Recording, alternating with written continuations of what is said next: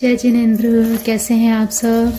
आरसीओकाश में आप सभी का स्वागत है। आज की विशेष जानकारी में हम बात करने वाले हैं पूर्णिमा की, कार्तिक मास की पूर्णिमा। और कार्तिक मास अब समाप्त हो जाएगा, शरद ऋतु शुरू हो ही चुकी है। अभी ठंडी का समय है तो सभी अपना बहुत बहुत ध्यान रखिए। और देखिए, कार्तिक पूर्णिमा को त्रिपुरारी पूर्णिमा और देव दीपावली के नाम से भी जाना जाता है। क्यों जाना जाता है? क्योंकि भगवान श्री विष्णु निद्रा से जागृत होते हैं और फिर से सभी शुभ कार्य आरंभ हो जाते हैं। तो ऐसे में दीपावली मनाई जाती है, देव दीपावली, अर्थात पूर्णिमा को सब कार्य शुरू हो जाते हैं एकादशी से ही, तुलसी विवाह से ही। अब जो भी कोई शुभ कार्य आपको करने हो, आप बेझिझक कर सकते हैं शुभ मुहूर्त में। तो शुभ मुहूर्त की एक वीडियो मैं अपलोड कर चुकी हूँ, उसे अभी तक आपने नहीं देखा तो जरूर देख लीजिएगा। अभी के लिए चलिए जान लेते हैं। कार्तिक मास की पूर्णिमा 26 तारीख को पूर्णिमा लगेगी और रहेगी 27 तारीख तक। अब यहाँ पे बड़ा संशय रहता है हमेशा ही जब तिथियों का हेरफेर होता है। वो ऐसे कि कभी कभार तिथि दोपहर को शुरू होती है तो कभी कभी सुबह शुरू हो जाती है, या कभी कभी रात्रि को भी तिथि नहीं लगती है। ऐसे में समस्या ये आ जाती है कि व्रत कब रखा जाए और विशेष वो दिन कब माना जाए। तो देखिए, 26 तारीख की है कार्तिक पूर्णिमा और व्रत भी इसी दिन होगा, 26 तारीख को ही। 27 तारीख को कार्तिक पूर्णिमा है। तो देखिए, हमेशा जब भी पितृपक्ष का कोई भी कार्य करना हो तो वो दोपहर तक होता है, वो रात्रि में नहीं किया जाता। लेकिन देव दीपावली, जब देवी देवताओं का पूजन होता है तो वो हमेशा सुबह दिन में किया जाता है, संध्या के समय किया जाता है। दो समय होते हैं, दोपहर में देवी देवताओं का पूजन नहीं होता। 12 बजे के बाद से लेकर 3 बजे तक देवी देवताओं का पूजन नहीं होता, ठीक है। ऐसे में 26 तारीख को पूर्णिमा लग रही है। आपको यहाँ क्लियर दिख रहा होगा, 25 नवंबर 2023। तो 25 नवंबर 2023 की शाम को 5:21 पर त्रयोदशी समाप्त हो चुकी है और चतुर्दशी लग चुकी है, ठीक है। अब चतुर्दशी समाप्त होगी तो पूर्णिमा लगेगी। तो 26 तारीख को, ये देखिए, 26 नवंबर 2023 को चतुर्दशी रहेगी दोपहर 3:52 तक। देख रहे हैं आप, 3:52 तक रहेगी चतुर्दशी। इसके बाद लगेगी पूर्णिमा। तो 26 नवंबर की दोपहर 3:52 के बाद पूर्णिमा लगेगी और पूर्णिमा रहेगी 27 नवंबर की दोपहर को 2:45 तक। तो 27 नवंबर को दोपहर 2:45 तक पूर्णिमा रहेगी। तो इस हिसाब से पूर्णिमा तिथि सूर्य उदय की मानी जाएगी 27 नवंबर को, और भगवान सत्यनारायण का व्रत 26 को होगा और चंद्रोदय पूजन भी 26 को ही होगा, ठीक है। तो अब यहाँ से आपकी कंफ्यूजन ये चीज तो दूर हो गई। और यहाँ पर देखिए, कृतिका नक्षत्र, और इसी दिन पूर्णिमा का जो व्रत रखा जाएगा वो रखा जाएगा 27 तारीख को, क्योंकि उदय की पूर्णिमा 27 तारीख की है। तो कृतिका नक्षत्र में जिन्हें अपना वैवाहिक जीवन सुख में बनाना है, उन्हें कृतिका नक्षत्र में व्रत अवश्य करना चाहिए, कार्तिक भगवान का पूजन अवश्य करना चाहिए। इसके अलावा जिनके विवाह में देरी हो रही हो, उन्हें भी कृतिका नक्षत्र में जरूर पूजन करना चाहिए, व्रत रखना चाहिए। अपने वर की कामना, वधु की कामना करते हुए व्रत अवश्य करना चाहिए, कार्तिक जी की पूजा करनी चाहिए। अब देखिए, यहाँ पे 27 नवंबर को है सोमवार, और यहाँ पे शिव योग भी बन रहा है। सोमवार का दिन है और शिव योग बन रहा है। कितना अद्भुत योग है। इस योग में आप एक विशेष उपाय कर लीजिएगा अवश्य ही।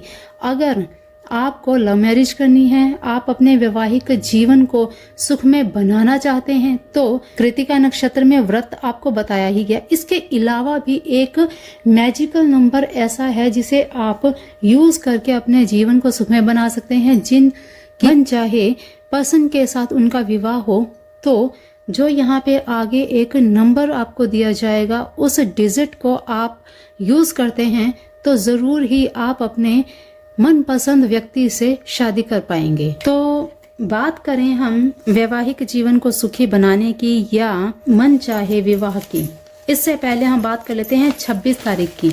26 तारीख को दोपहर को पूर्णिमा लग जाएगी, तो पूर्णिमा के जितने भी उपाय जो पूर्णिमा की रात्रि को किए जाते हैं वो 26 तारीख को किए जाएंगे। ठीक, यहाँ पे ये चीज क्लियर हो गई। अब 26 तारीख को रात को और आपको क्या विशेष करना चाहिए? 26 तारीख की रात को संध्या के समय ये कार्य आप 27 को भी कर सकते हैं। करना क्या है, देखिए, आपको विशेष भगवान विष्णु की, भगवान श्री राम का आशीर्वाद आपको चाहिए, तो आपको क्या करना है?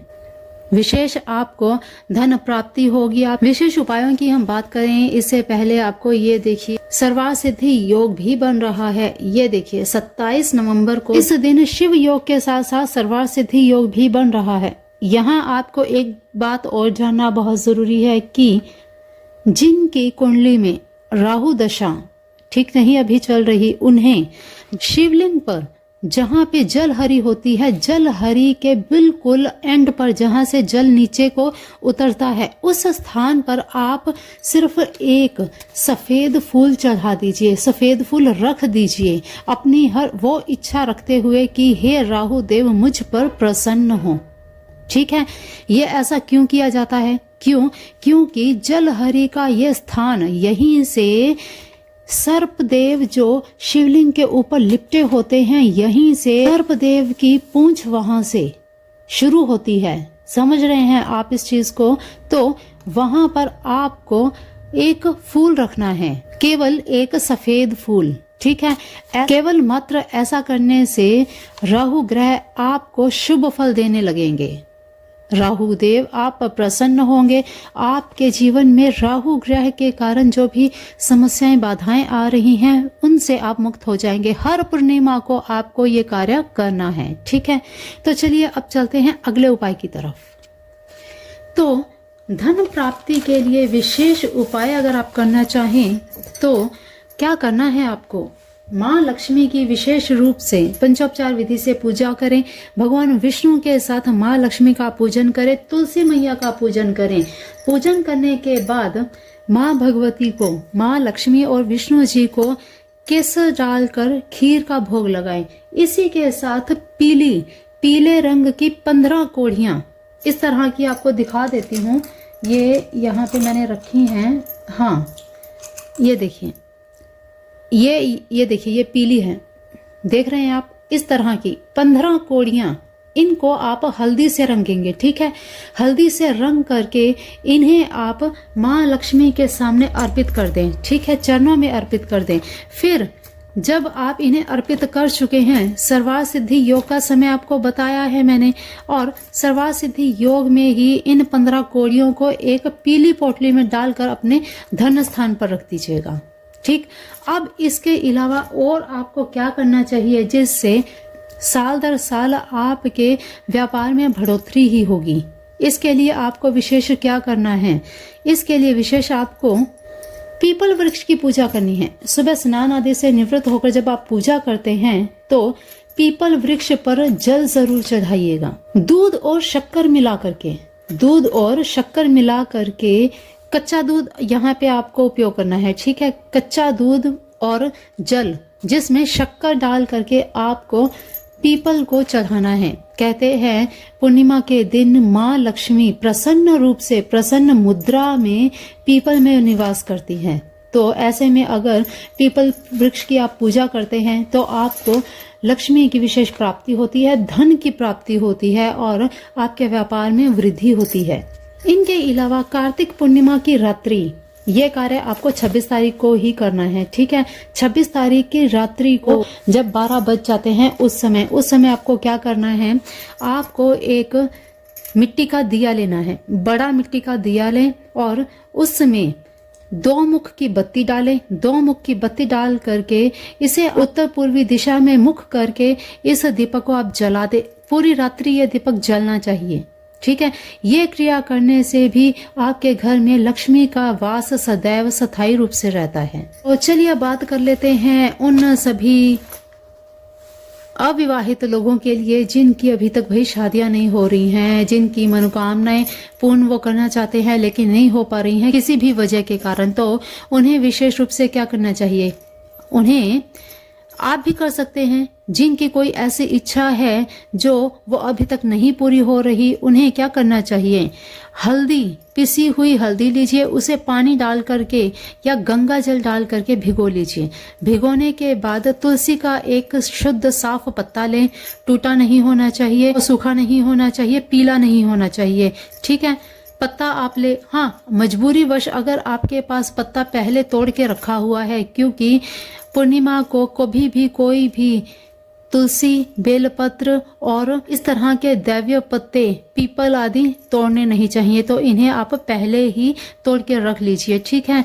अब तुलसी का पत्ता आप लें, उस पर आपको एक शब्द लिखना है। कौन सा वर्ड लिखना है? चलिए फटाफट से जान लीजिए।